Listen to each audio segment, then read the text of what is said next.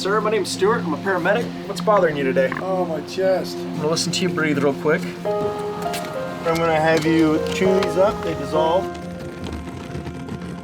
Just a little bit of oxygen for you. Let's get a 12 lead and an IV prep. En route to Mercy. You're gonna be okay.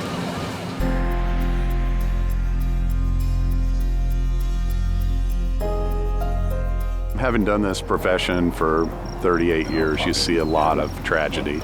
And occasionally, you're lucky enough that you're able to save people.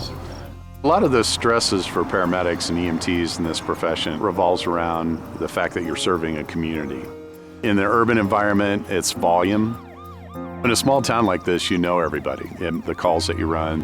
And the other thing is that you can't unsee these things.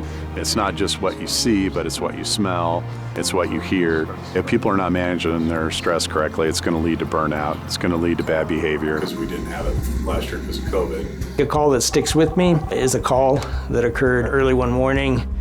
We got notified from a guest on the 20th floor of a high-rise hotel that was just to the east of a rail yard. There was a body down in the rail yard.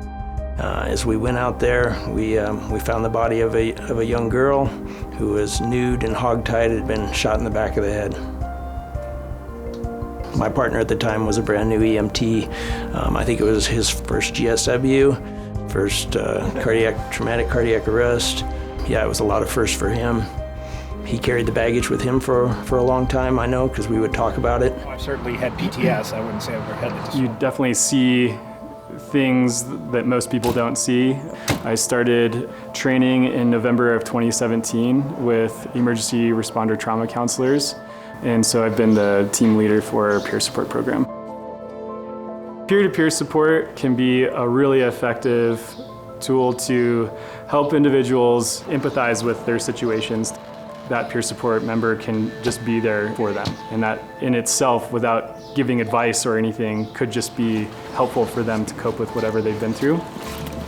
An agency having a good formulated plan to provide support, provide resilience during a stressful environment, and then also provide tactics to be able to handle traumatic incidents following that allows for a much better career where you can maintain longevity and be able to flourish in this career without some of those traumas or stressors influence you on a chronic level. Hello, ma'am. My name's Stuart. I'm a paramedic. Every call, no matter how big or small, no matter how dramatic or not, every call takes a little piece of you, and you need to realize when you don't have any more pieces to give. The system now that supports young firefighters and young EMTs is much more robust than it was 30 years ago when I was going through these calls.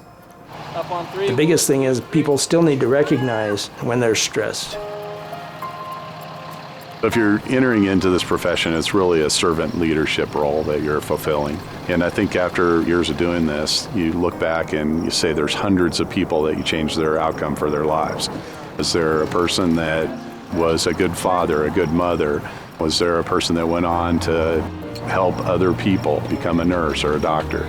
There's a lot of stories like that in my career that I would go back and be happy to say that people got extra time with their loved ones, and that's an honorable thing to be doing with your life.